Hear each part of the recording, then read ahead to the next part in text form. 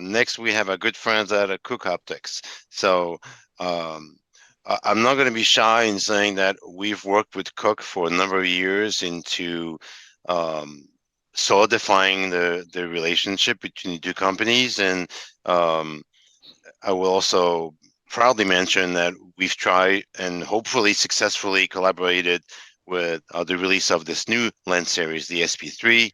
Um, we love the SP3. We think they're a terrific addition to the mid-level market for camera production, not necessarily, but not exclusively for that market. You can use the SP3s on the high end. You can use the SP3 for anything else. But most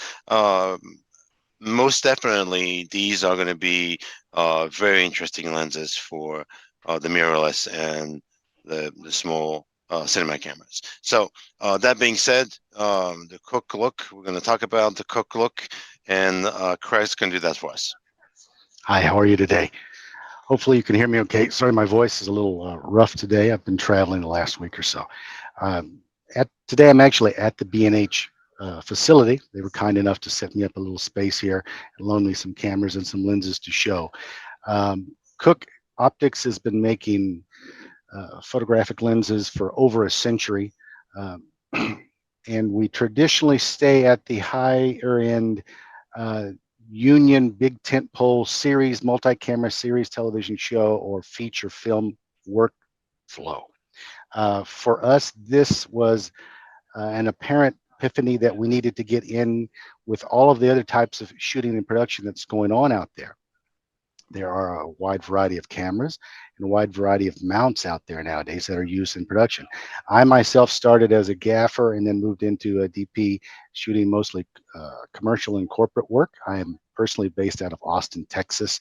There are some Fortune 500 companies that I've done a lot of work for in the past, and it was always a bit hectic with the type of crew and gear we were trying to get into these companies during the day to get what they wanted recorded and given to their editing department. So for Cooke, this was an idea that was in the making for the past couple of years. How do we get our lenses into a new territory of cameras, the variety of shooters? And what I think the company has come out with is really hits that nail right on the head.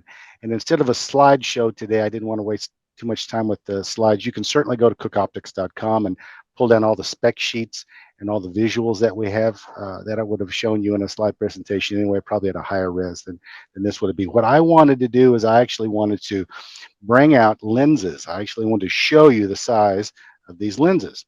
And not only did I want to show you the size of the lenses, I wanted to show you the lenses on a camera. So here we have the typical Sony FX3 with one of our primes on it. And what I like about this type of show and tell is you really get a feeling for the size of the product. This camera is widely accepted as easy to utilize within the type of production that I'm talking about that we've made these lenses for. There are a lot of corporate, commercial, and even independent movie and features now being shot on these cameras. Here it is in the RF mount on the front of the new Komodo. There are 5 lenses in the set, starting at 25, 32, 50, 75, and 100. You can buy them individually.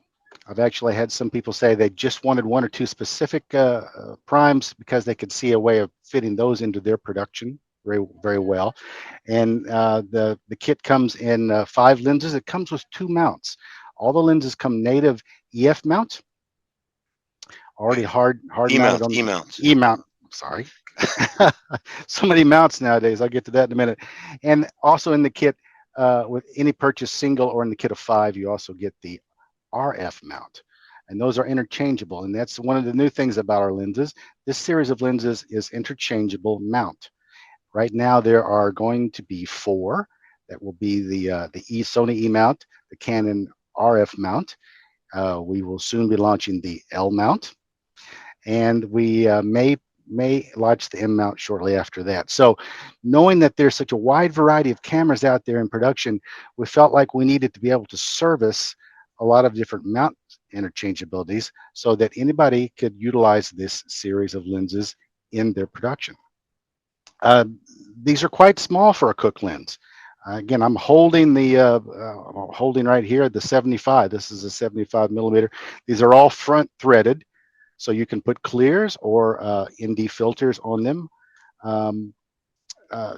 It's also made if your camera is small enough and you still want to run a follow focus, there's a 1/4-20 support rod system, so you can put a little bridge between little lightweight support rods and hook up a follow focus system. I know a lot of guys that run follow focus, especially on the little Sony cameras. My personal one I travel around with, I've got it in a cage system, and then I have a little follow focus rod mount bracket and a little single-sided follow focus that hits up with these. One of the things we wanted to make sure that we were addressing was the fact that the focus gear and the iris gear on these lenses all added up to be at the same distance apart, just like our larger cinema lenses that everybody's working with, so that you can easily swing away accessories.